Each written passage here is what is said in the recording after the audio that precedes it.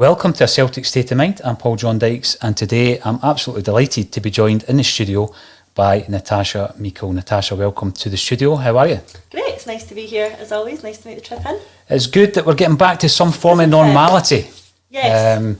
And being in the studio, it doesn't change the narrative. There's plenty to discuss. And we will start off with the incoming manager, and Ange Postecoglou has agreed terms. The compensation has been agreed, and it looks as though he will be in place for the training camp in Wales. Now, the question is, with the player exodus and the major fan unrest, which we'll talk about individually, can he handle it? How will he handle it? Is he able to handle it? Well, he simply has to. I mean, that's the bottom line. He has to.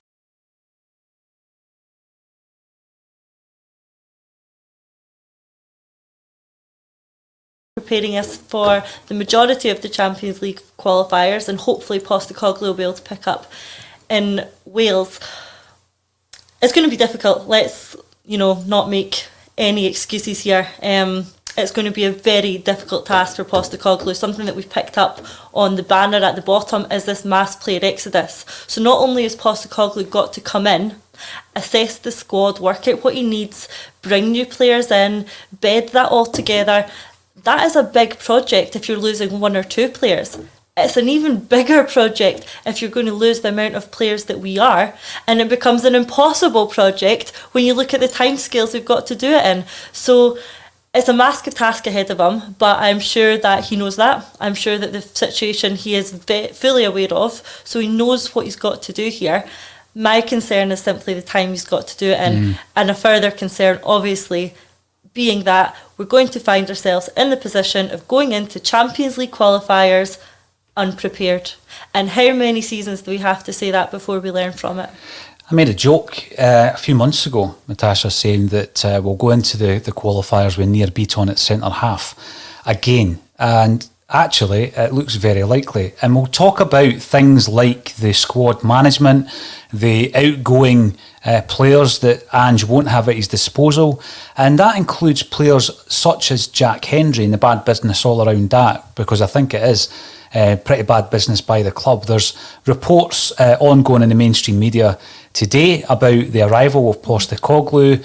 It's one of these things that I think after the initial kind of surprise and disappointment of Eddie Howe's deal breaking down, this name came to the fore and was met with a bit of derision, just not only on ACSOM, but when you're trying to gauge it on social media.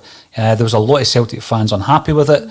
You then do a bit of backtracking, I think, Natasha, and you start looking into the man's makeup and his philosophy around football. So and I'm going to bring up a long-time viewer, John Paul Connors, welcome to the show. Nice positive headline for the bulletin. I'll tell you what, John Paul, I think we need a headline writer to try and get a wee bit more positivity into these headlines. But the question really is, how will he, not can he? Because going by everything I've read and the podcasts I've watched and the videos that I've watched, it sounds as though he certainly will be able to handle himself. But how will he handle himself? It's such a major revamp of the personnel. Starting off, let's say, with that defence. Now, as we look at the Celtic squad, it's been confirmed by the player himself that Ajer will be leaving. He's one that myself, Natasha, has always kind of supported. I actually touted him for the next captain, and a lot of people disagree with that, and that's fine. And I can see that there's plenty for him to improve on, especially from a defensive perspective. But it looks as though he's going to be leaving. Jack Hendry has left. We'll focus on that a wee bit more. Looks as though he's leaving, rather, which would leave us with a defence of Ralston at right back. And again, can someone give me the status of Ralston, because I know he's still under contract, but I heard elsewhere that he has been paid up and has left the building. If that's the case, it's Leo Connor, who's been out on loan at Tranmere Rovers. At left back, you've got Greg Taylor, who's obviously with the Euro squad just now, and his backup is either Bolingoli or Leo Held, who's only 17 years of age. And then your centre halves. So Julian, injured until September, October time. Welsh, who I think came in at the worst possible time for a youngster, but he did pretty well. And then you're looking at players like Nir Bitton, who again is a converted midfield player who's played quite a bit of football at centre-back for Celtic. Now, I think if you just look at the defence, Natasha, that shows you the scale of the job that Ange Postecoglou has in front of him. And I know that we've been linked to so many players over the last couple of weeks. It's quite clear he's not had any part to play in that. Some people thought Eddie Howe had something to do with some of the incomings and outgoings. The club are trying, obviously, to try and get some deals over the line. But this is getting to the kind of desperate stage when you look at that defence and how thin it is. If that is the defence for the start of the Champions League qualifiers, then that shows how far we've fallen, that is the sort of lineup and the only lineup that we can go out there with. I mean, where do you start with that? How have we got ourselves into the position that is a serious possibility? It's something that a few months ago we almost joked about. Like, imagine if that's the position we find ourselves in. If we're not careful, that's the position we'll find ourselves in. Now with these qualifiers so close, it literally is the position we found ourselves in. And that's just through bad business planning. No business, whether it's football or otherwise, should find themselves in the position that their almost worst case scenario is realised. You have to have better forward planning with that. And they haven't. We'll talk, we can talk about the players individually. Ayer, he said that he wanted to go last season. We obviously persuaded him to stay in an attempt for 10 in a row. That didn't happen. But we then knew that we'd have to make good on that promise. We knew the club must have absolutely known that Ayer was going to leave this year, so that we had to find a replacement. That doesn't appear to have happened. Julian, we know, has been injured for a while now. That's not a new injury. That's someone we know is long-term injured, someone we should have backup for. Again, it doesn't look like it's happened yet. Stephen Welsh was thrown into the deep end last year, and while I don't have a bad word to say against him, that was a massive ask to put him into that position last year, and one that was probably a few steps too far ahead of him, and we asked him to make that jump. He did it well, but it's still asking a lot for him. Greg Taylor at left back, Anthony Ralston at right back, they are weak links. Celtic struggle with fullbacks. We struggle with balls into the box. We struggle with cross balls. Those struggles are only going to intensify if those are our fullbacks. Now, so we found ourselves in this position, and I say that, it's not been fixed. We've not replaced Ayer, we've not replaced Julian. Maybe I'm giving the club too much credit, but maybe there are targets lined up. Maybe there are players that have been identified that are going to come in, maybe not in time for the Champions League qualifiers, but maybe there are targets lined up that we're going to move on. That's fine on one hand, but then the other concern comes in, well, whose targets are they? We've no manager in place. We thought Eddie Howe might have been having a helping hand. That's clearly not the case. Postecoglou, I don't think, will be in a position to start to be identifying players yet. So if we do have targets lined up, if we do have replacements for these players identified, whose are they? Are they Peter Lawwell's? He shouldn't be having a hand in this sort of football operations. So are they John Kennedy's? Are they Gavin Strachan's? And if that's the case, are those the sort of players we want? What if Postecoglou doesn't agree with that? So there's two bad case scenarios here. On one hand, we've no transfer targets identified, and we're going to go into the qualifiers and probably the start of the season unprepared. And on the other hand, we do have targets identified, but they've been identified by people we might not want to be doing the identifying. So I hate to present two bad case scenarios, but if someone can present a good case scenario here to me, then I am all ears. I think back, Natasha, to football as I knew it, and I know that everything needs to evolve when we're in the modern age.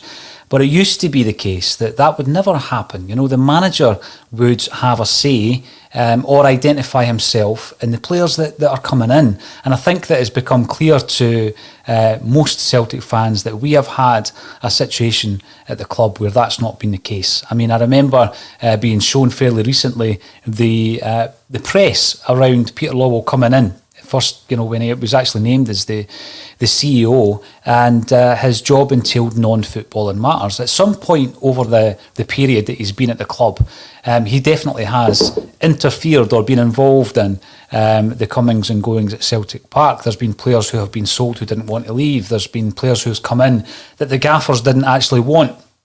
And I think, you can look at some of the examples, and I remember the example that Gordon Strachan gives is that he turned up at training and Paddy McCourt was there, and he didn't know who Paddy McCourt was, and he didn't know if he was on trial or if he was, being brought into he actually didn't know that player, and he definitely didn't have a part to play in bringing him in.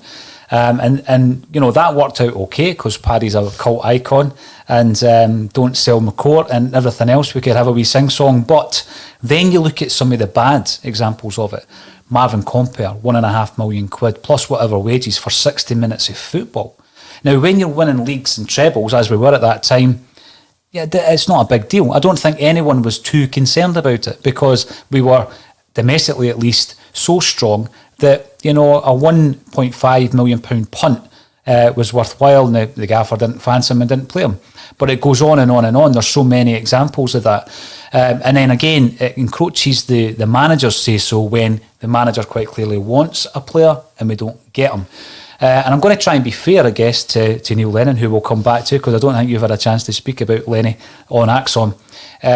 You know, there were certainly players that Neil Lennon wanted at Celtic this season, or for this season, that we didn't get.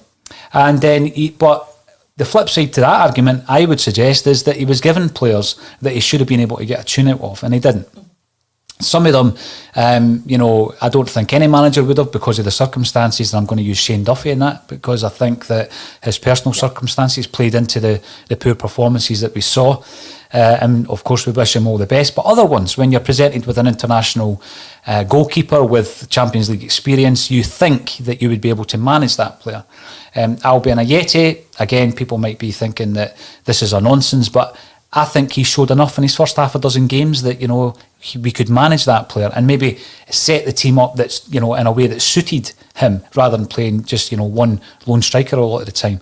So when we're looking at the structure of the club, this is going to feed in not only to the new managerial appointment, but also to the incoming Dominic Mackay, and we'll talk about that as well. But when you think about the actual the announcement and the statement that was made around a restructuring of Celtic, a big part of that restructuring, I would have thought, was the way we did business. So when the new CEO comes in, you would expect him to be dealing with all non-football matters. At the moment, we don't have a head of recruitment because Nicky Hammond's left the building. We don't have a manager. So the question you raise is a valid one. Who is doing the deals at the moment? What if Ange Postecoglou, if he had done a pre-season with Jack Kendry, or if he had done a pre-season with Chris Ayer, or even Odsonne Edouard, and I think we're all kind of resigned to losing Eddie anyway. Who would have said that Ange wouldn't have said, you know, instead of me going out and trying to source a centre-half, I want to keep Chris Ayer. Do what you can to keep Chris Ayer for at least another season. Or even the Jack Kendry dilemma, get him in, let's have a look at him. What's going to happen if Jack Kendry goes out there and plays out his skin for Scotland, and Scotland have a good tournament? I mean, I think that we're going to bring in about 1.8 million quid for Jack Kendry. Ostend are already looking at selling him on, Natasha. Now, if they do that, and some of the figures I've seen have been incredible. I've seen figures of 10 million quid, right? And that's what happens when an English club or English clubs are interested in the player. So you're looking at interest from West Brom, Burnley, and there's a third club, Leeds United, who are interested in Hendry. If he has a brilliant tournament in the Euros, and particularly if he plays well against England. Now, by the way, I appreciate that this wee section could be clipped and used in my defence or against me at a future date. And he has a great tournament, and he's sold for about 10 million quid. That is bad business. And I think that, you know, Celtic fans are already looking at this situation, again, in advance, saying this is bad, this is going to be a bad move. But the guys, the decision makers at the club are allowing it to happen. That doesn't fill me with much confidence at all, Natasha, looking into the future. Yeah, no, I agree. What I will say is that this is looking like some very, very good business for Ostend.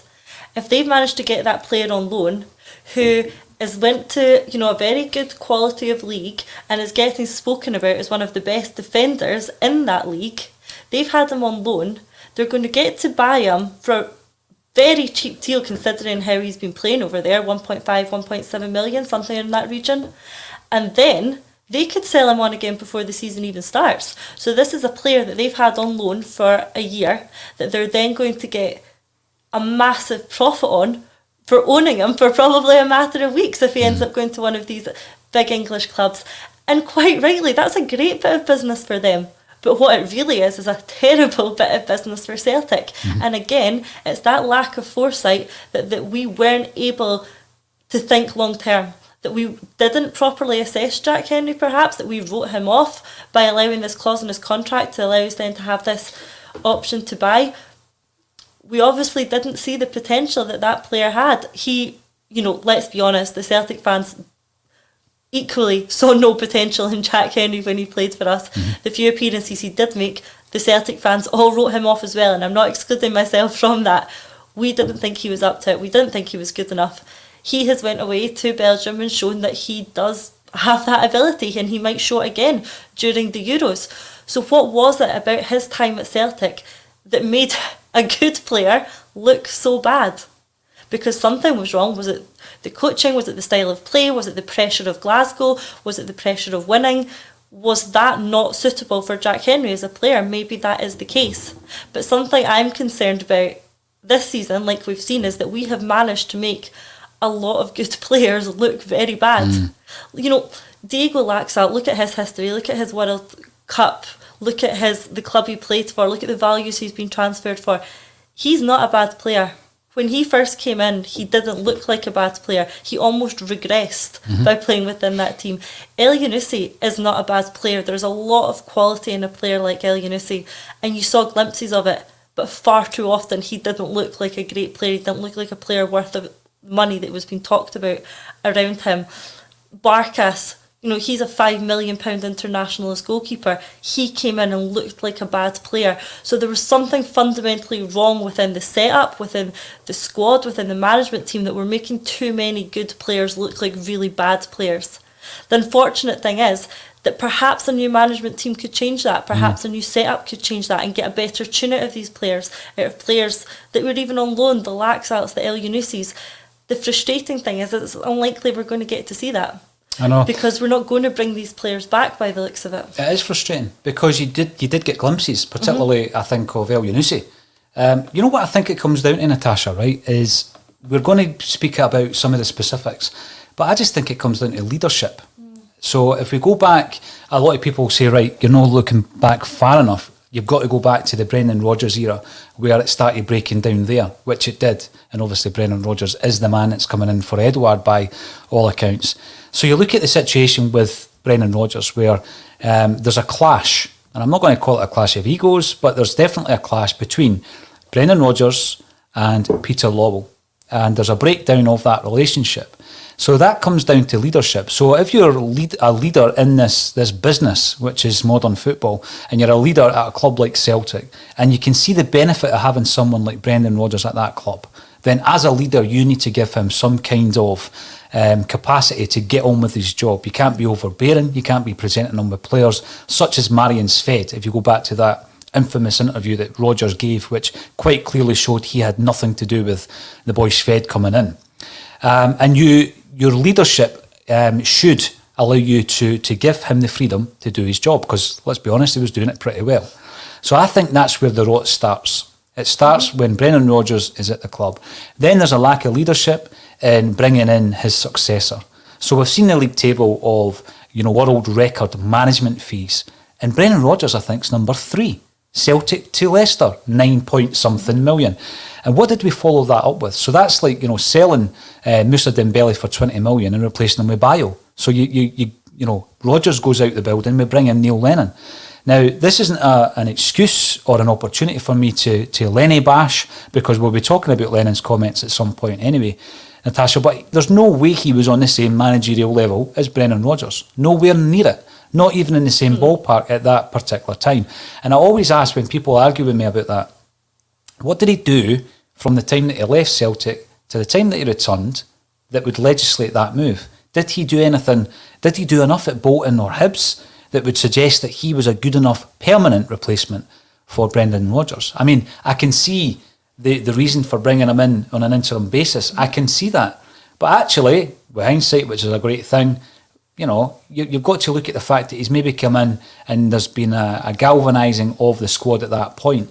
But the big decision was at the end of that season. We've gone over that. But again, let's go back to the leadership or lack of. So that leadership has been an issue. And again, once we speak about the Neil Lennon interview where he's gone on about the season where he beat Lazio and he won a treble, etc., that's fine. But there's obviously been a long process of time where players have felt, Ayer and Edouard included, probably Christie, that they're going to play up to a certain point and then the club's going to let them go. The club have then convinced them to stay.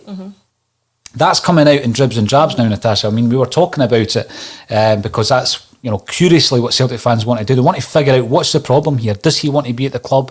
And people looked at Edouard's performances. On paper, and I'm sure his showreel's pretty good when he's dinking balls in against AC Milan. It looks as though he's had a decent enough season. But when you watch Edouard, it's not been his best season. We know he can do better. His performances have dipped. But it's a lack of leadership to keep those players at the club. However, can you imagine the outcry? Imagine ACSOM back in August if, we had the treble whammy of Ayer and Edouard and Christie. At that time, probably all at their peak in terms of value being sold. So on the one hand, I'm critical of it. On the other hand, I can see why they did it. But then if you're the manager, you're the leader of the football department, and you're told, right, you're going to have to run with Edouard, Christie and Ayer this season. How can that be turned into a negative? Well, Neil Lennon turned it into a negative. Somehow he did. Because of all those players, the one that I think, you can criticise him for his performances, but you can't criticise him for his dedication to the cause, is Chris Ayer. Because at no point did he give anything less than 100%. And I think that's probably why I was saying that he's captain material. I see him as a leader. I know that there's frailties defensively. I still think that he's young enough to learn to improve his game. But this always comes back to leadership. There was a lack of leadership. So if you're bringing these new players in, Natasha, and we've mentioned, El Yunusi knew the club pretty well anyway, but Barkas coming in and others, Ayeti, they're coming in. If they're coming into this basket case of a club, then the culture at the club emanates from the leadership. So it comes from the head honchos at the club, it comes from the heads of the football department. So instead of all this blame game, and we'll get to Neil Lennon's interview, it's all about the leaders for me and lack of leadership. And I still think at this moment in time, the big grey area is the fact that we've got two CEOs in the building. One of them is the current CEO, the other one I don't think can really influence decisions at the moment, because until the 1st of July, he is just coming in early, but he's not in the role. And I actually have a degree of sympathy for Dominic Mackay and the fact that his face appeared on that banner yesterday online. So let's talk about the leadership. It seems as though we're still a rudderless ship at the moment, Natasha. I mean, it looks a bit like it. I know, obviously, on Friday there were a lot of rumours that Lawwell has left early. There's rumours that Friday was his last day and he's gone. I don't know if that's true. Were you invited for a bit of the leaving cake? I don't think that invite's coming our way anytime soon, but we shall see. Maybe Dominic Mackay might be more inclined to extend the invite. But I think if Lawwell had left on Friday, I think Celtic would have said something. I think there would have been some communication, and maybe I'm doing them too much credit here, but I think there would have been some communication that he had left and Mackay was now in charge. Because I agree with you. If you're coming in as Mackay has, he's coming early, not to do the job, but to shadow. He's come in to learn a bit about the club, to watch how things are done, to take notes. It's essentially someone sitting in on a business meeting, but they're not at the table. They're sitting, a row behind the table, taking notes of the meeting and learning from it, experience. The person who's sitting behind the table where the decisions are made, who doesn't have a seat at the table yet, isn't going to jump in and start suggesting things when things are being talked about. He's going to take notes, he's going to wait for his time when he's in charge and then implement things based on the experience he's gained by shadowing for these couple of months. It's unfair, I think, to expect Mackay to have come in and made wholesale changes when he's not actually in the job yet. When he's in the job, absolutely, it's his role and he takes the plaudits and the criticism when it's his role and when he is the one in charge. Right now, he's not that guy. Right now, he's simply there in an experienced capacity. One thing I would say, though, is that when Celtic talked about, when they tried to give us this communication about the managerial search that was ongoing a couple of months back, probably now, something they said is, in terms of the managerial search, the people who were doing that were Lawwell and Mackay. So Mackay is involved. So he is involved in this hunt for the next manager, which makes you think that he was involved in the negotiations with Howe that ultimately, as we know, broke down. So if we're looking at what the Green Brigade did in terms of that banner and having Mackay's face on it, from their perspective, what they're going to say is they're complaining about the fact that we're now 104 days without a manager. Mackay, according to Celtic, is part of the team who was looking for a new manager, who was engaging in the negotiations and who was trying to bring someone in. So he's essentially part of the team that have failed to do that. Now, in saying that, I think we have to cut him some slack. He is not in charge here. Lawwell's in charge here. Once he takes over, yes, it's his role and the criticism can fall on him. But until that time, I do think we need to give him a bit more of a chance here. Let him get his feet under the table and let's see how he's going to take the club forward. Because until then, until we've seen him, his philosophies, what he's going to do, then we can't criticise too much. You know, when we look at the whole managerial situation, and the podcast is a great way of looking back and saying to yourself, I was talking a whole lot of nonsense that day, or otherwise. Every now and again, there's a little nugget of information that you think, oh, right enough, I did call that a wee while back, but nobody uses them as memes, unfortunately. But when we're talking about the managerial situation, I think what's happened is this is all predated, obviously, Dominic Mackay coming in even early. And what we do know is that Eddie Howe was obviously prime candidate, and we've gone right down to the wire on the Eddie Howe deal, and it's broken up. Whilst we've been on the Eddie Howe deal, we have allowed the Maresca/Harkin deal to fall by the wayside, probably because we're putting all the eggs in the basket of Eddie Howe. And the third one that we know has definitely resulted in discussions was the Roy Keane and Nicky Butt partnership, both of whom were interviewed by Celtic. The Nicky Butt interview indeed was Peter Lawwell that did that. So again, that is probably predating Dominic Mackay coming to the club. The fourth one, and Russell reminded me, so cheers for this, Russell, if you're listening. Boyce reminded me that I said there was a fourth candidate that has not yet been named. And I had my idea, and it certainly, I didn't think for a moment it was Ange Postecoglou. I thought that there was a fourth candidate. So it would appear that if that was the case, and it was Postecoglou, as it probably was, this is something that's happened several months ago, and it's predated Dominic Mackay coming in. But it's a difficult scenario between now and the end of the month where we need to get somebody in because the dates are against us, and that person that comes in could well have been identified by the guys that are on their way out, even though Dominic Mackay's coming in at the kind of latter stages to get the deal across the line. So I do have a great deal of sympathy for anyone coming into that scenario, but like you rightly say, 6 months down the line, nobody's going to say, yeah, but that was Peter Lawwell, because the flag is going to go to those in charge of the club. So it's a big risk, I think, from Celtic's perspective. And I listened with interest, and I've got to say, I do quite like Gordon Strachan, right? I know I don't agree with everything he says, but I like listening to him. He's one of these guys, he's good to listen to. Yeah, totally. He's got an opinion, he sticks to it. Sometimes the opinions are left field. But he says that Celtic fans should be excited by the arrival of Ange Postecoglou. Does he excite you, Natasha? Do you know what? I can get on board with it. I can. I think once you get over the initial disappointment of losing out on Howe, I think what happened is that Celtic fans thought that Howe was out with our reach, that we couldn't get a manager of that stature. And then all of a sudden, it started to creep in that we could. And then it became a done deal. Howe was going to be the next manager. So excitement level was up here. When that falls, you don't just go back to where you were, you go even further because of that expectation. And then, to compound that, they bring out a name most people haven't heard of. So you go down even further. So that's where the fans' position was when they were starting to consider Postecoglou. Now, the more we hear about him, the more we research him, the more we learn about them, the more we listen about him, the more excited I get. Because I'll be honest, and I think the majority of Celtic fans are likely to agree with me on this, I didn't know a great deal about Ange Postecoglou. I did not know a great deal about the A-League and the J-League. The one thing that has been mentioned a lot, which I think I agree with, is that we were almost, and I include myself in this, at the start when we knew his managerial record, ignorant of disregarding those leagues. The A-League, the J-League, we talked them down. And it's been compared to the same way that other leagues do to us. Oh, that's the Scottish League, Tin Pot League, Farmers League, whatever they want to call it. I think at the start, because of the lack of awareness around them, the lack of knowledge around them, we talked those leagues down.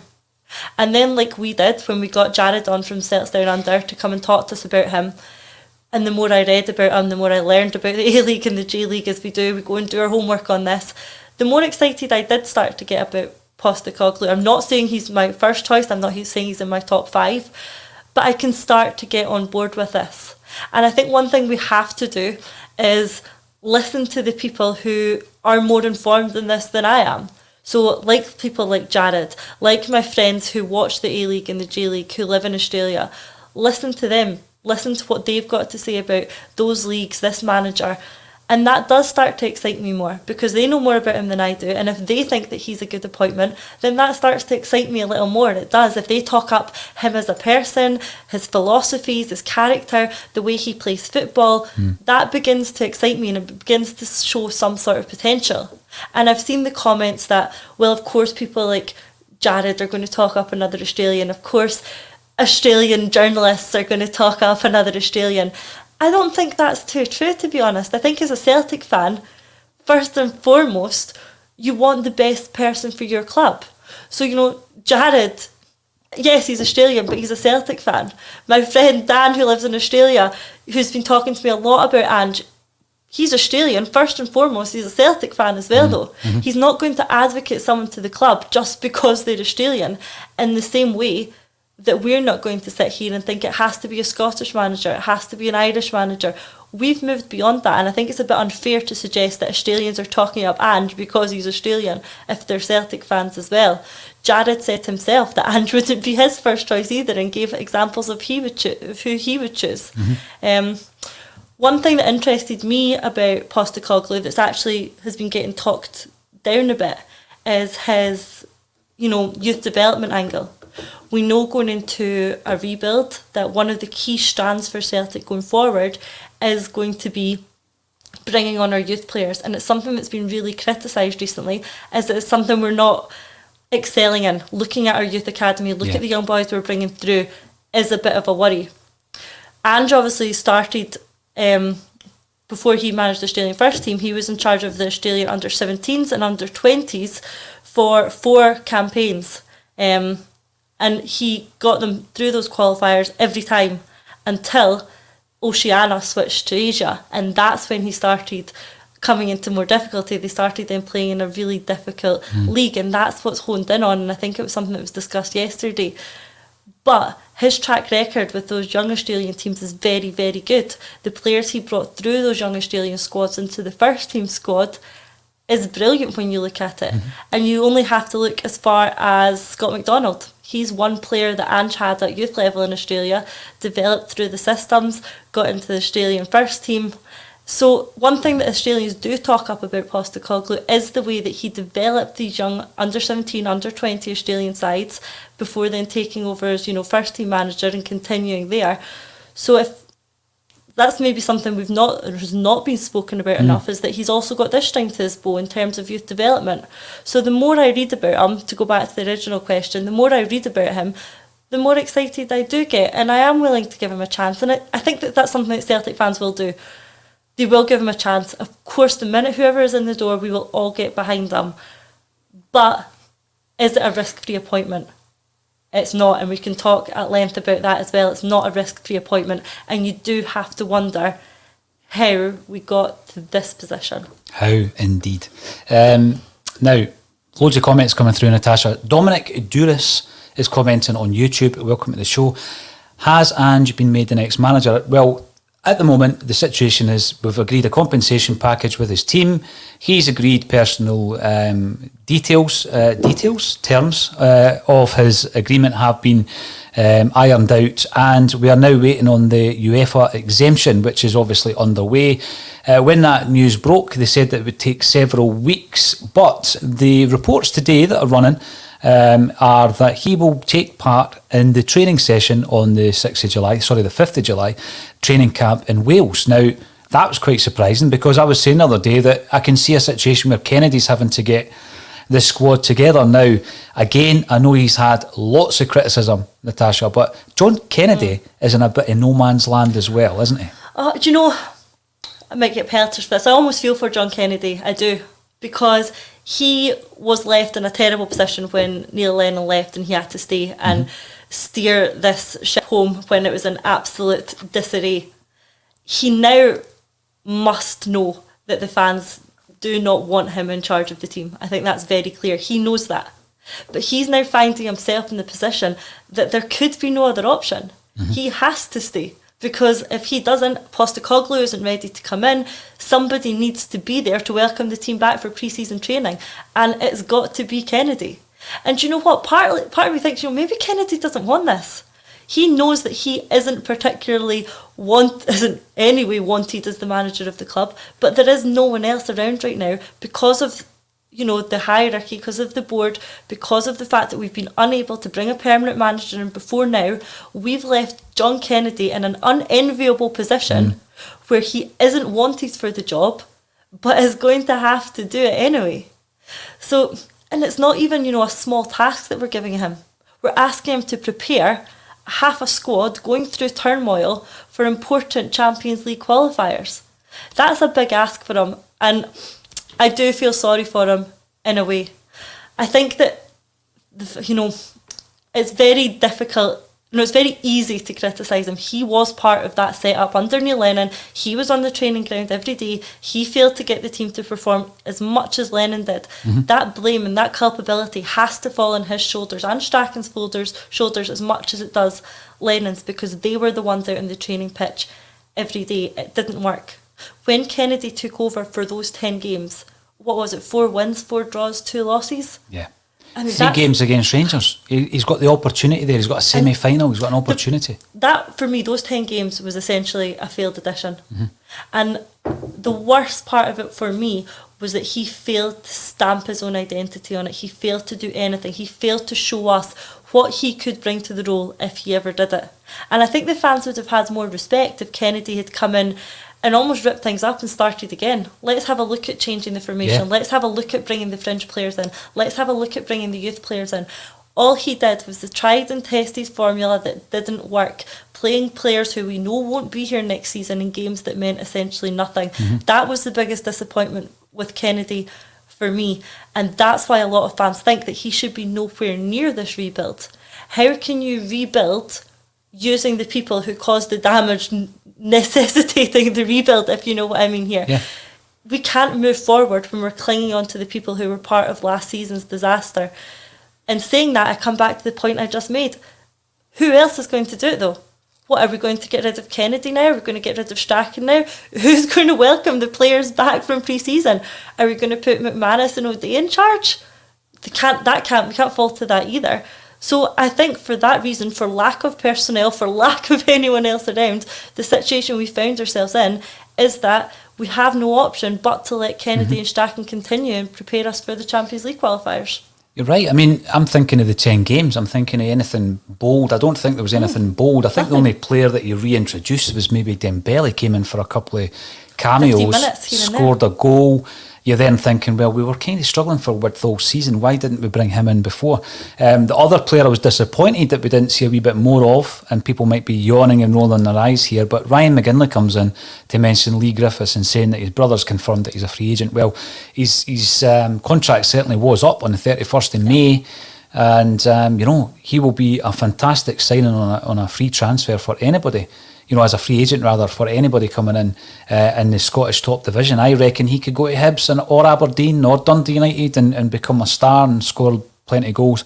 But again, I think that the situation with John Kennedy is he didn't even mix it up front. Now, with Lee Griffiths leaving, where does that leave us? There's strong indications coming through today and over the last couple of weeks that Edouard's on his way, obviously.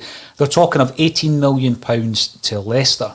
If that happens, we are left with Albion Ayeti, the aforementioned, who at the moment I don't think has convinced anyone that he's going to be a star at Celtic, but certain managers can get things out of certain players, Natasha. Who knows if he's the guy that's going to react to Postecoglou's arrival.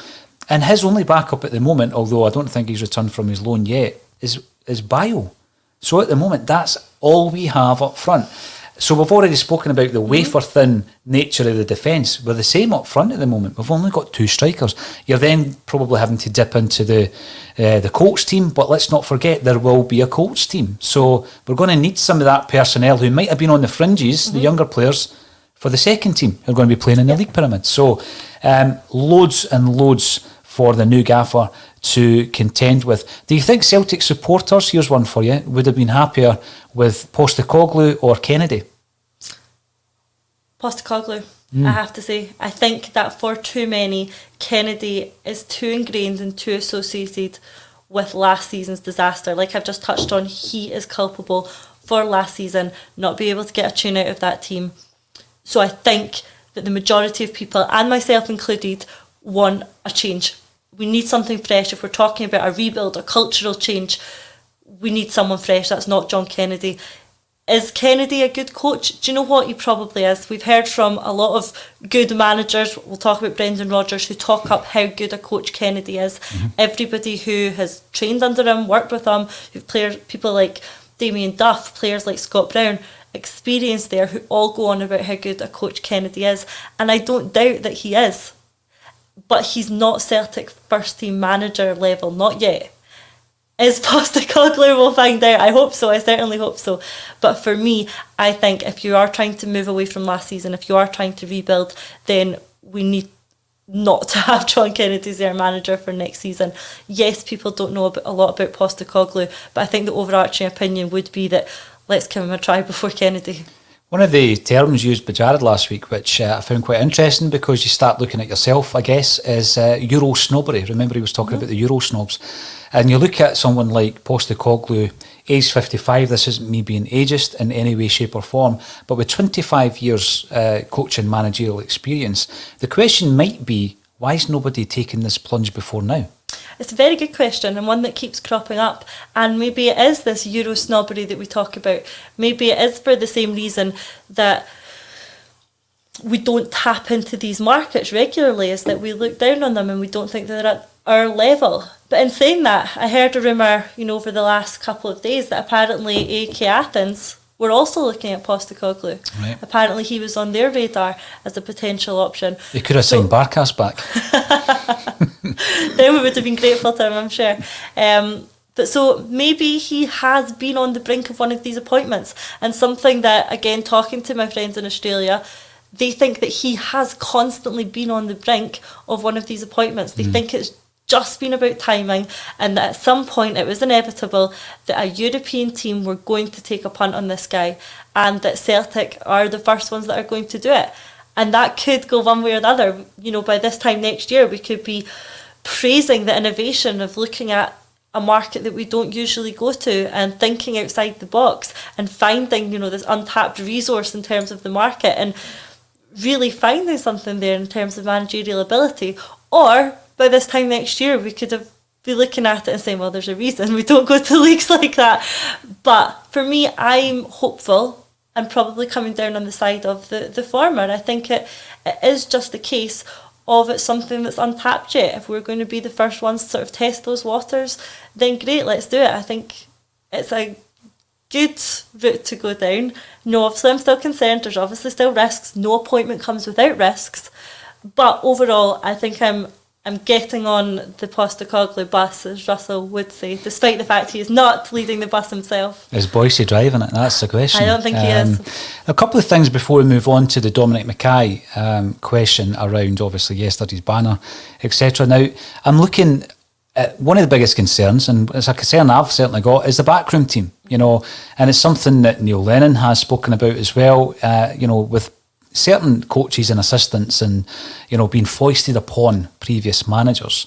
I think, there was certain members of Brendan Rodgers' backroom team that he didn't choose, didn't do him any harm. Ronnie Dyla, I think, probably suffered a wee bit from that, to be honest. He couldn't properly stamp his authority and his kind of philosophy on that Celtic side as it happened. And then when Neil Lennon comes in, he doesn't choose his backroom team. No one knows what would have happened had he done so, but at least you live and die by your own kind of team and your own choices in that respect. Is it a big thing for you? And I know that people have said he doesn't care, but if he comes in and he doesn't rate John Kennedy, and I know loads of people do as a coach, and he doesn't rate Gavin Strachan, and 2 or 3 months down the line he wants rid of them, then it's even more upheaval. Yes. So surely that's a concern. It certainly is for me, Natasha. It is, and I think something that Lennon said in that interview, which we'll come on to, is it works getting people appointed for you, if they have your philosophy, your way of thinking, if it's all aligned, even if you didn't choose them, it can work. The concern right now is that, let's not kid ourselves, Postecoglou doesn't know John Kennedy, he doesn't know Gavin Strachan, he doesn't know what their football philosophy is, he doesn't know the way they work. So we're not going to find out that until we try it. If it doesn't work, then that's a concern. For me, it's very important that a manager gets to choose their own backroom team. We saw it, like we've just touched on with Neil Lennon first time round, when you got to bring in Parker, Mialby, Thompson, it did work better. You just saw it on the side of the pitch, it was better compared to Lennon working with Kennedy and Strachan. You just have to take those two images and look at which one was working better.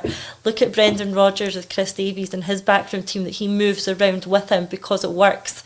When Dyla came in and got John Collins, again, someone he wouldn't have known, it didn't work greatly. So for me, it's really important to let the manager pick the people they get to work with. And saying that, obviously we saw the story break and then be quashed yesterday that Postecoglou wanted to bring in Kevin Muscat. We've also heard that that's not the case anymore, but it was interesting to see the outcry. So on one hand, you have the Celtic fans saying, we must let Postecoglou bring his own man in. And then the rumour that he said this is Kevin Muscat, and we say, oh no, not him though. So, I do get both sides of the argument there. We put a poll out on Twitter to ask for opinion. The end result for 4,000 votes, there was that 59% would have had no issue with Kevin Muscat. The rest would have had an issue with Kevin Muscat. Obviously, a moot point now that we've heard it's not happening. But I think the fundamental principle there remains. We have to let Postecoglou bring in who he wants to bring in. We can't afford just to force Kennedy and Strachan on him and hope they do have the same philosophy and way of working. I want him to bring in his own people. If they have a massive rebuild ahead of them, as we know they do, if they've got to hit the ground running, if they've got this to get this squad gelled and bedded together very quickly, then he can't afford to also at the same time be trying to, work with a new management team. You cut out half the battle if you're already there with your people and you know how they work. You can all work together to then sort of form the squad. So I think it cuts down on the sort of task at hand if we let him bring in his own people. But I think pretty certainly that Kennedy and Strachan will be involved in some way in the first league game of the season. Interesting times indeed. A great point coming in from Stephen Ray. Before Ange lays out his plans, the club need to give the fans their vision for the next 3 to 5 years. Dom Mackay needs to come out swinging or both will be dead men walking. And that leads us into the Dominic Mackay question, because I think what Stephen says here is what we would expect a big club to do. If I ask a Celtic supporter, a season ticket holder, even a shareholder, what is Celtic's vision for the next 3 to 5 years? Would they know? Would they know? No. Because at the moment, I keep going back to that old image from Wallace and Gromit with the dog and the train tracks are getting laid as the train goes along. That's Celtic at the moment. That's the Celtic boardroom. And I don't think the Celtic supporters know what is in store for the next 3 to 5 years. Where do they see us? I mean, it was interesting, Natasha, to hear that someone tried unsuccessfully to get a quote from Dermot Desmond. Well, he got a quote. He didn't get the quote he was wanting. Why do I need to answer questions about Celtic? Really? Says it all. And you think, well, that's contemptuous. That really is. And that will lead us on to the Neil Lennon interview as well. That level of contempt for the Celtic support. Now, again, I am all for, there's always been a rebellious aspect to supporting Celtic. The Celtic support have got it. And, the revolutionary aspect and all this kind of thing, which I think is an attractive element of the club, without a shadow of a doubt.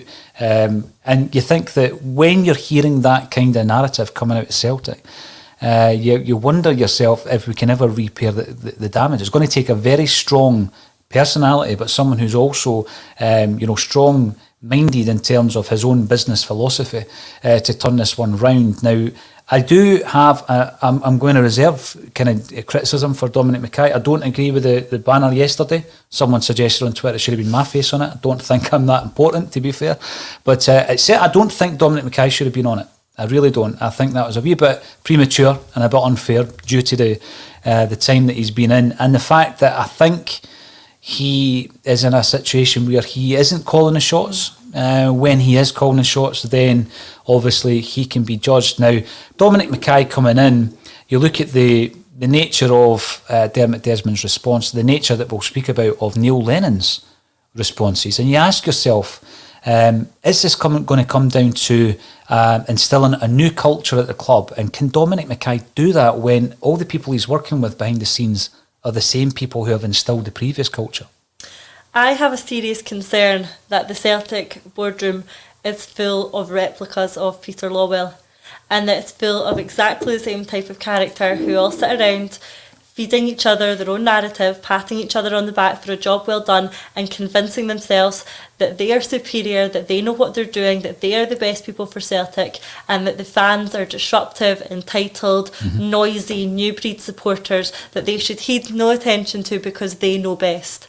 And as long as they keep that vacuum in the boardroom and they keep agreeing with each other and it keeps feeding on itself, I don't think one person in Dominic Mackay can come in and tear that up.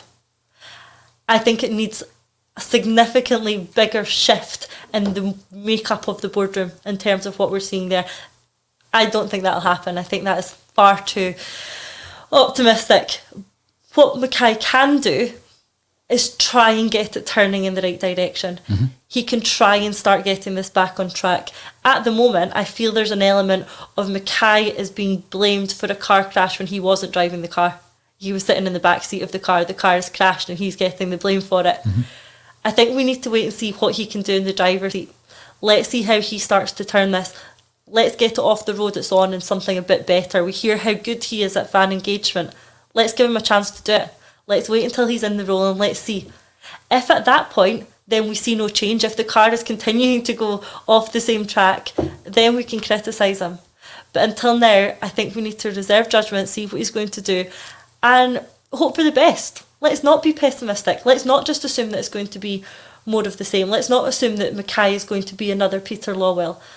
I mean, let's be optimistic. Let's hope that he is going to bring something a bit different and is going to change the culture in that boardroom, and that we'll see a different culture within the club as a whole as well. So I'm optimistic. Maybe, that's me, but cautiously optimistic. I would qualify that with cautiously optimistic. The big thing for me, Natasha, again, I think anybody who has been working in Celtic fan media, who has been producing content over the last year, probably has at some point been criticised for being too negative. And I always look at that situation and try to be as balanced as possible. And it would be easy for us to really go in hard on the negativity aspect of this, but I am looking at it from a scenario whereby I think that, he is in the building, but I don't think his influence is going to be felt until the 1st of July, which is officially his first day as a CEO, and only then can you implement the changes. But the point you made about the boardroom is echoed by Celtic Rab 1967. The board are tired old men and one woman. Now, I take that on board because I think that they need a freshening up of ideas. I think there's a lack of diversity there, to be fair.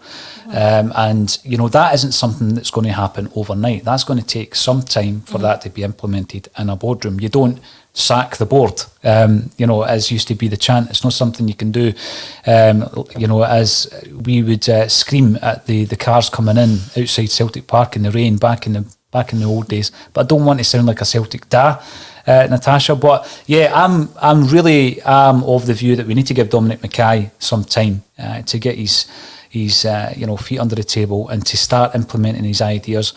I'm thinking of the positives, so I love the fact that Postecoglou is about developing youth. I think we need to get back to that. We've been shown up as being very, very short at the moment when regards to trying to bring in youth players. The one shining light at the moment, I guess, from our own academy has been Stephen Welsh, and I hope that he can develop. But we should, year on year, have 2 or 3 candidates for that, for that role to make the step in. Hopefully the Colts team will be something that's a permanent at Celtic and in Scottish football.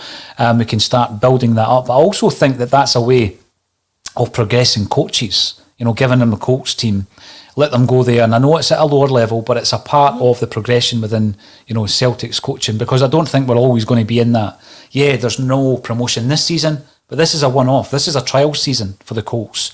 I would be pretty sure that when they look at the end of the season, the revenue, the potential broadcasting, maybe gate receipts, maybe sponsorship, that both coach teams bring to that league. They will make another proposal, but this time it will be, by the way, if we win the league, we want promoted. And, they'll look at the balance sheet and take it from there. So it could well be that we're in a situation where, some of the clubs are in Spain where they're playing second-tier football in 5 years' time, Natasha. That could be the situation, and you get a coach to earn their spurs with the Colts before looking at whether or not they can take the step up to the first team. I'm excited about all of that side of thing, absolutely. And if Ange Postecoglou has got that youth buy-in, I'm all for that. When I look at Dominic Mackay, what I love about the prospect of Dominic Mackay coming in is fan engagement, actually listening to fans. And we know that there has been efforts to do that already. And I think that we'll see the full effect of that once Dominic Mackay comes in. People are saying, why has he not come out and addressed the fans? I think it will happen. I think it will definitely happen. And it will happen post 1st of July. There's been a few mentions today, Natasha, of Neil Lennon. You've not had an opportunity on ACSOM to talk about in detail or talk about that interview. I'm going to call it that interview. What was your thoughts waking up and reading those words? Disappointment. I was disappointed. One thing that I get asked a lot by people out with Celtic, not Celtic supporters, is that looking back on this, how will history look at Neil Lennon? How will the Celtic fans look back on him? Obviously this season has been disappointing, but let's talk 10 years down the line, 20 years down the line. What is Neil Lennon's legacy at Celtic? And I said that I thought that over time it would be kinder to him. It would be kind to him. Neil Lennon achieved incredible amounts against adversity as a player and as a manager. At that time, he was, he was a supporter like us, and we could relate to him, and we supported him, and he supported us right back. And Neil Lennon was a Celtic legend. Did he, tarnish his reputation with this season? Unfortunately, he did. He did tarnish it because he will always be the man who's associated with losing the 10 in a row. And not only that, but not leaving when we all thought he should have. He seemed to cling on for his own sort of self-preservation for too long, and that did tarnish his reputation. What I thought that we could see happen is over time, as the immediate hurt from losing the 10 not disappears, because I think this is something that will live with us all forever, but as over time it starts to repair slightly, I think history could have looked back on Neil Lennon in a fonder light. It would always be tainted by this 10 in a row season, but I think he would still have been remembered for all the good he did as a player and as a manager before this last year. For me, what that last interview did was almost irreparably tarnish his relationship with the Celtic fans. And the saddest thing for me is that when he did the interview, he knew that. There is no doubt to me that he didn't know by saying those things that he would permanently tarnish his reputation with the most of the Celtic fans. I'm not saying destroy it completely, there will still be that element there who think, who we will recognise what he achieved as a player. But no Celtic legend speaks about the fans the way he spoke about us in that interview. And for me, that's just really sad. It's sad that he did it. It's sad that he knew what would happen. And again, it's all about this self-preservation. He came out and did that to distance himself from this 10 in a row season. He came out and did that to point at all the other factors and say it wasn't because of me, it was because of the Backroom team, it was because of COVID, it was because of the players, it was because of the fans. It wasn't him. And on the same interview, he's saying, but remember how good I was when we beat Lazio. That was me. The good things, they were me. The bad things, they weren't me. All he's doing in that is self-preservation to try and get himself another job. And what was at stake was his relationship with the Celtic fans, and he was willing to trade that. And for me, that's really sad, and that's really hard to come back from. It's interesting, actually, that you've differentiated legacy and relationship, because I think instantly you're talking about he's tarnishing a legacy.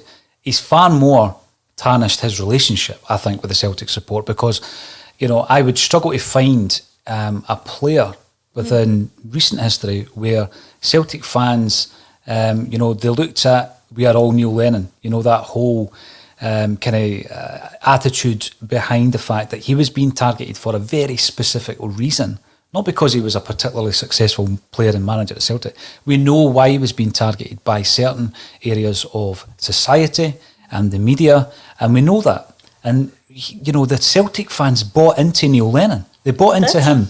And even when things were bad, as they were at times in the first spell as manager, people will remember that as well. You know, there was always a huge amount of support for Lenny because of what he had gone through to represent Celtic.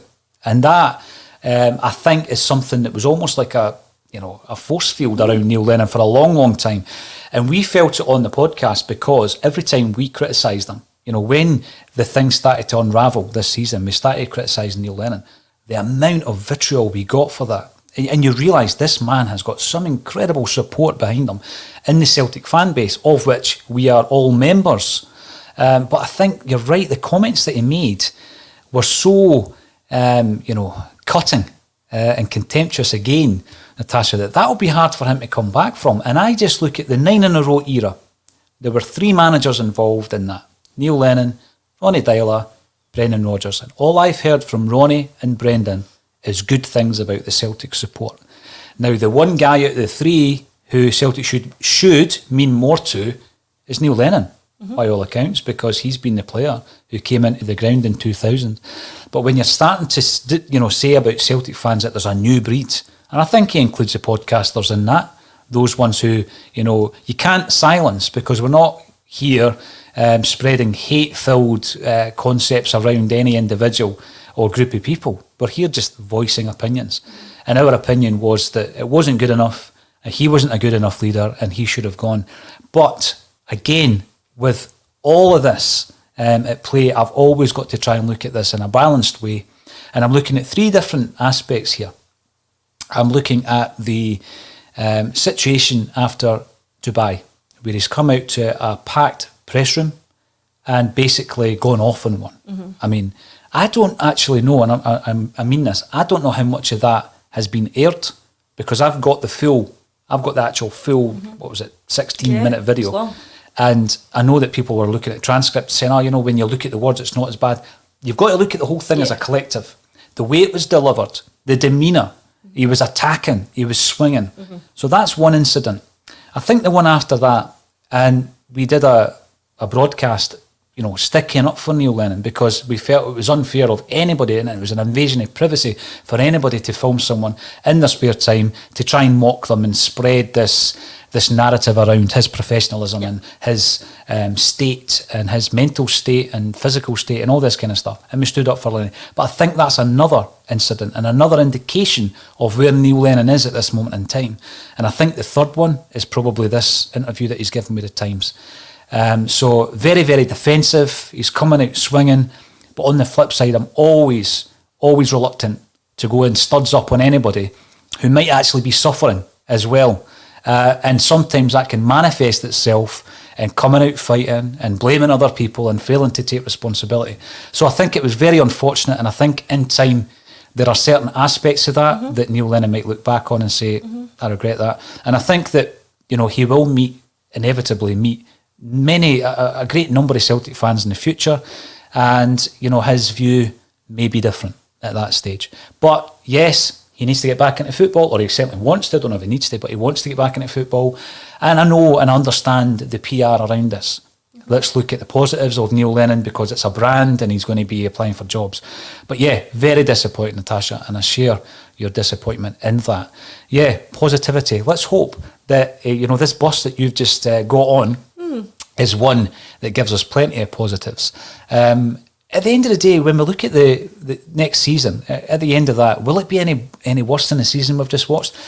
It's going to go some distance to be worse, let's be honest, right? Is he the guy that I expected to be in charge? No, he's not. He's absolutely not. But then again, I look at, and Peter, and I'm not comparing the two of them, but who was the last manager that knocked Celtic back? And I think there might be others that we're unaware of. It was probably Owen Coyle. Remember Owen Coyle? And he agreed to take the Celtic job verbally. And by the way, Ange is only a verbal agreement at the moment. He agreed to take the job. He slept on it, and then he contacted Dermot Desmond the following day, and he didn't take it because he felt as though there was unfinished business down south. That was when his stock was at its highest. He's now managing in India.